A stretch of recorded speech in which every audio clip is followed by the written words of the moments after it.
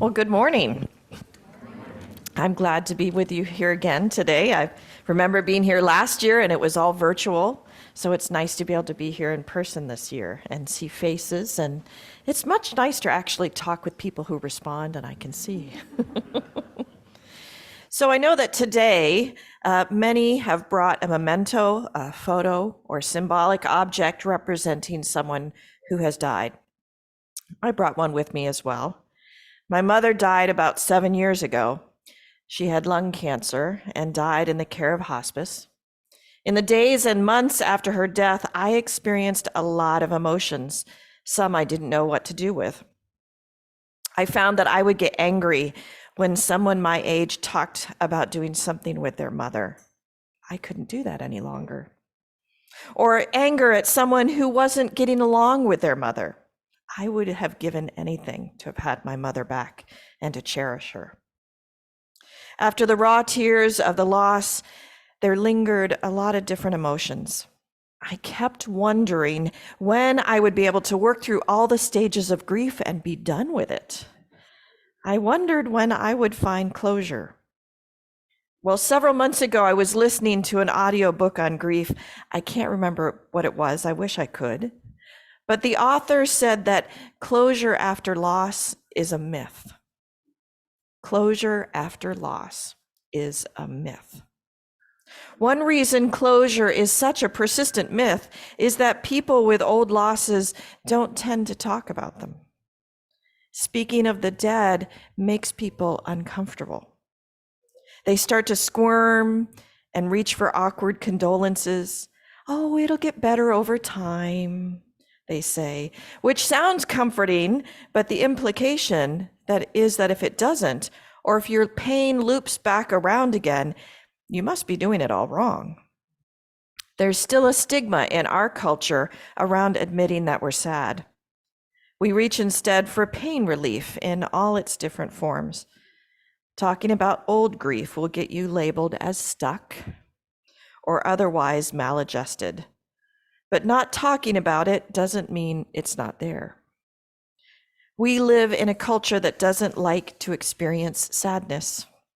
Our culture tends to shy away from what people call negative emotions. Have you ever noticed that? Uncertainty, distress, discomfort, anger, sadness. We presume that every story can have a happy ending to be put in a box, tied with a ribbon, and put away on a shelf. Think of any movie you've watched recently, a TV show, even in those 30-minute shows, the sitcoms. There's a conflict, disaster, or other problem. Then in the course of the program, everything is solved and everyone lives happily ever after. Even in TV commercials, as short as they are, TV commercials do this in such a short span of time. Have you noticed that many commercials will begin showing you a problem? All the pet hair around your house that you just can't reach with a dust cloth, but then ta-da, here is a wonderful product that will allow you to reach high and low around every corner to catch all that darn dog hair and bring happiness and order back to your life. You got to have it in just 2 easy payments. We don't like to live with chaos, ambiguity, uncertainty. In her book, Living Beautifully, Pema Chodron, a Buddhist American nun, writes, as human beings, we share a tendency to scramble for certainty whenever we realize that everything around us is in flux. In difficult times, the stress of trying to find solid ground, something predictable and safe to stand on, seems to intensify. But in truth, the very nature of our being is in flux. Everything keeps changing, whether we're aware of it or not. So today we practice a ritual to remember those who have died and are no longer with us. In a way, we are taking time to recognize that not only does our grief continue, but the impact these people had on our lives continues. Grief isn't only sadness and sorrow, it's the process of loving what you're losing or have lost. While grief may seem inevitable, as if it will just naturally come with loss, that doesn't always happen. Grief can be a choice to stay in one's sadness. However, in a culture obsessed with problem solving, grief is a sign of a problem.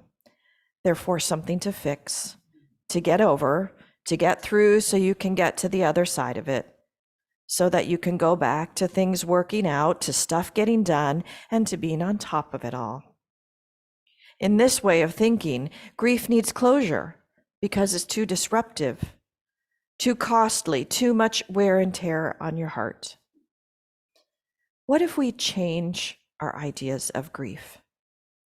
Grief isn't something to get over. It's something you go through and you sit with. Grief invites us to let go of being the boss of our lives, to lay down our beliefs that we have everything handled, that we have the reins on what's happening, and then to be appropriately wrecked by the way things are. It's not a collapse or a failure or a weakness. It's our humanity shaped and changed by heartbreak. It's the deep cutting that the poet Hafiz speaks of that allows your heart to become well fermented and seasoned. Death invites us to reimagine our understanding of love, to let that old way of loving life, of loving a beloved partner or friend, a parent or child, be broken down and broken open so that a new kind of love can emerge. This is a challenging emotional labor and can often feel very counterintuitive. Loving someone usually means you would do anything to keep them alive. So how do you love someone while letting them go?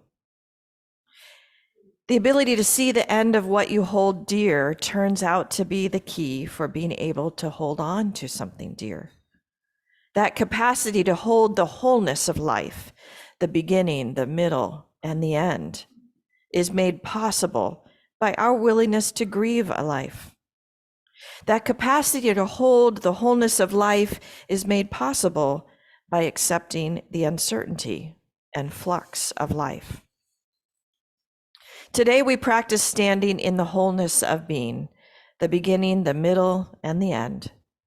We practice remembering those we have loved and sitting with the sadness of losing them. This may bring about thoughts of the end of our own lives as well.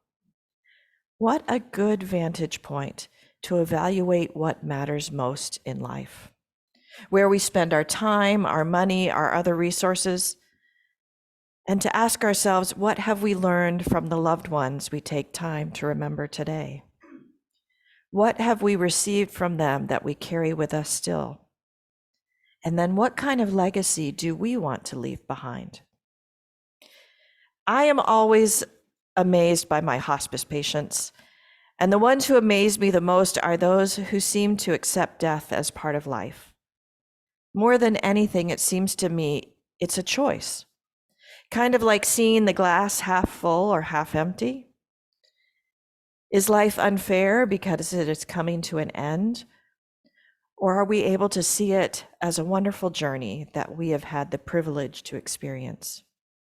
We can't change what is happening, but we can change our relationship to what is happening.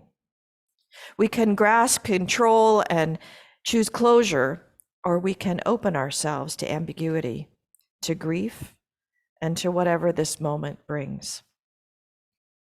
So take a breath, feel your feet on the floor, open your heart, and receive this poem, if you will. Our true home is in the present moment.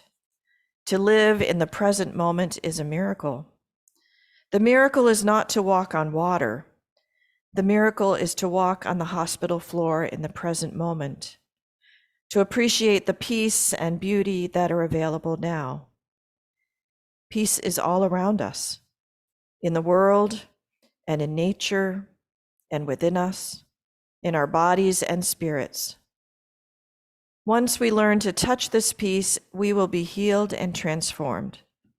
It is not a matter of faith. It is a matter of practice. This is a modified version of Touching Peace by Thich Nhat Hanh.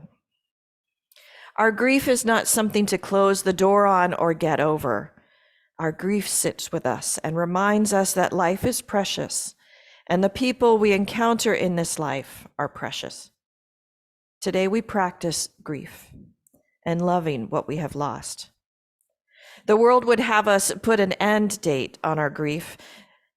To do otherwise takes courage. Courage, understood as mental or moral strength to venture, persevere, and withstand anger, fear, or difficulty.